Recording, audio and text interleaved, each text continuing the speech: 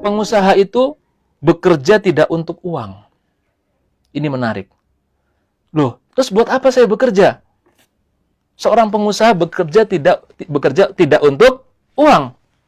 Tapi kalau pedagang sama pekerja, dia kerja buat uang tuh, buat gaji. Kita kalau mau punya mindset orang kaya, tidak kerja untuk uang. Tapi kerja kita buat apa? Kerja kita itu adalah untuk membangun aset atau investasi. Itu kerja kita. Kalau aset investasi kita sudah besar nanti, sudah kokoh, itu yang akan menghasilkan uang buat kita. Nah, tapi kita fokus kita pada bangun aset. Itu bedanya. Signifikan bukan? Hal yang sepele nampaknya, tapi ini beda banget dalam aktivitas kita sehari-hari. Kemudian Bapak sekalian, maka kalau Anda bergabung di HNI dengan motif uang dalam waktu cepat, ketahuilah itu bukan tujuan yang tepat untuk masuk bisnis ini. Mendingan jangan di sini. Kalau Anda ingin mengharapkan penghasilan cepat, bukan di sini. Karena di sini kita akan bangun aset yang mungkin jangkanya menengah atau panjang. Ya. Nah, sehingga kalau kita salah mindset, ini kita akan cepat frustasi. Kita akan cepat patah semangat dan berhenti di tengah jalan. Karena salah mindset. Nah, itu yang perlu kita lakukan. Walaupun kalau kita mau melakukan dengan sungguh-sungguh bisa juga sih dalam waktu yang singkat ya, tapi saya mengatakan kebanyakan orang tidak bisa. Kebanyakan orang nggak bisa. Banyak yang sukses, seperti kemarin ada Pak Imam namanya, beliau menjadi LED dalam waktu hanya kurang dari 1 tahun bekerja, dan LED bulan Januari sekarang sudah menjadi Emerald. Ya, itu luar biasa banget. Tapi saya tidak mengatakan itu sesuatu yang mudah dilakukan atau diduplikasi. Oke, Bapak sekalian. Berarti saat ini adalah kita sudah memahami ya, bahwa kita ini, tujuan dari kerja kita ini sekali lagi bukan buat uang, tapi kita untuk membangun aset. Nah, itulah mentalnya pengusaha yang beda dengan mentalnya pedagang atau employee.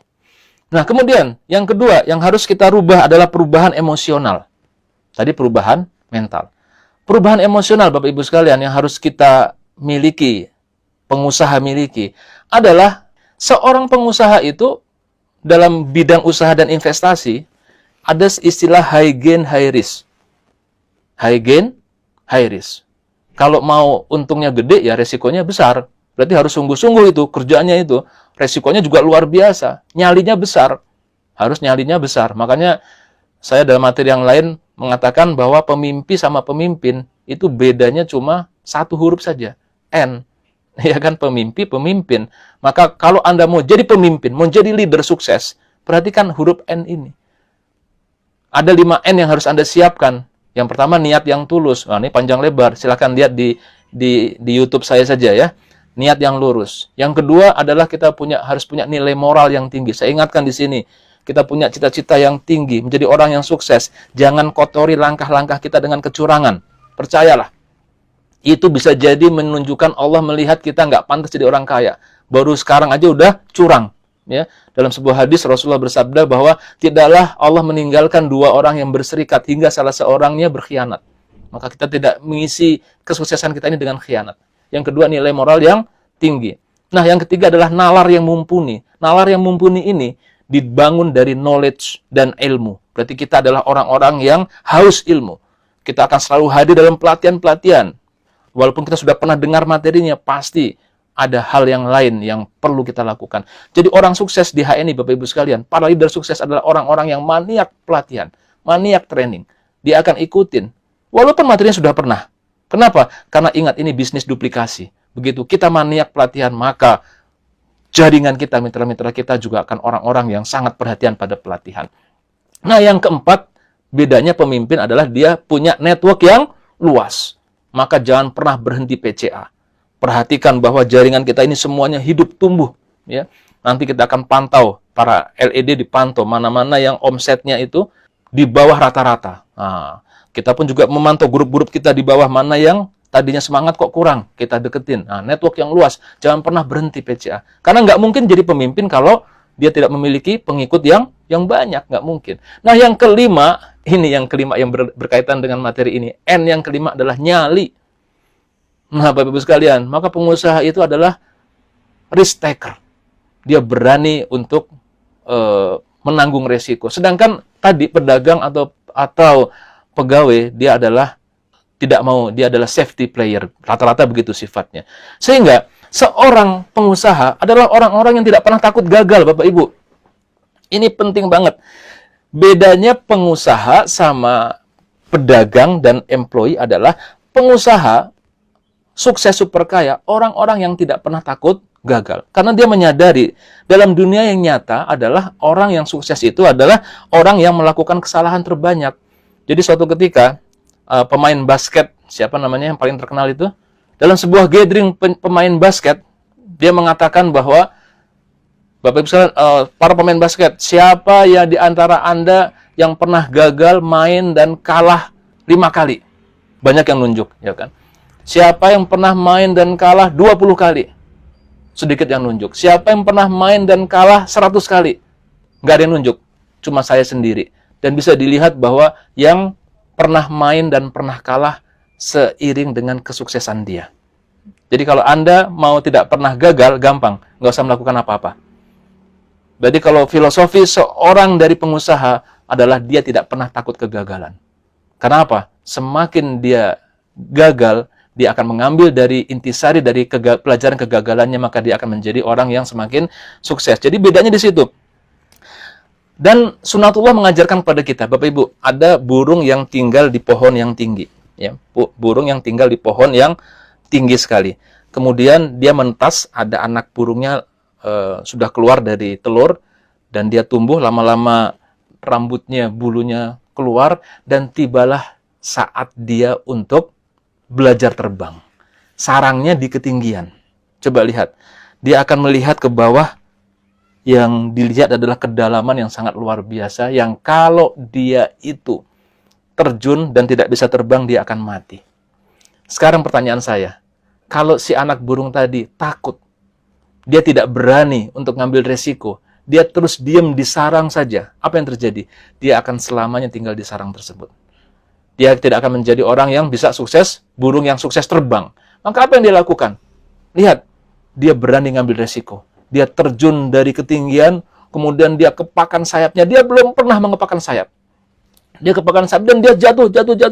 Terus dia kepakan, kemudian lama-lama bertahan dan dia bisa terbang. Ini sunatullah yang mengajarkan kepada kita, Bapak Ibu sekalian, bahwa memang binatang pun, siapapun diajarkan untuk melakukan kesalahan.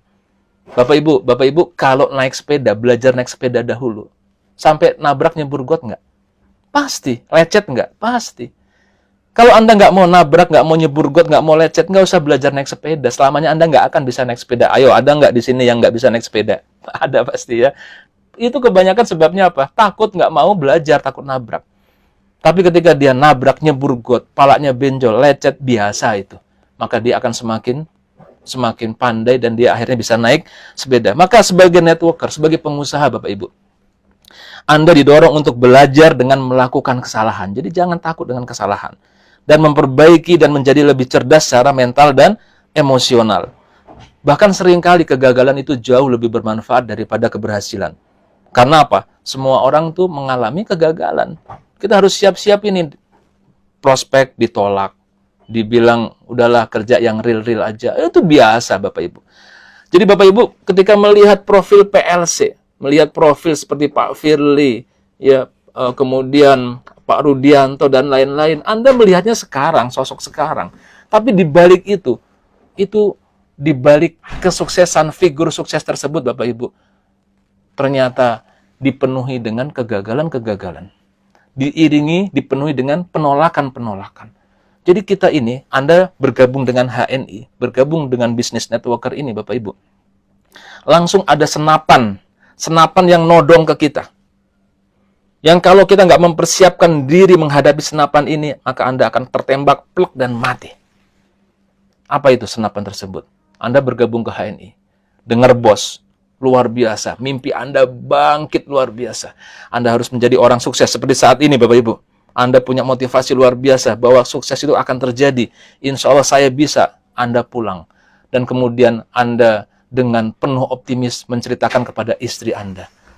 Abang punya obsesi nih. kita insya Allah menjadi orang yang sukses ke depan lewat bersama HNI. Alah bang, Mbok ya zaman gini mikir yang bener-bener aja, kerja aja yang bener. Langsung ditembak dengan senapan hal tersebut. Langsung dor, plek, istriku saja nggak mendukung. Betul nggak? Kita akan ditodong dengan senapan penolakan Bapak Ibu.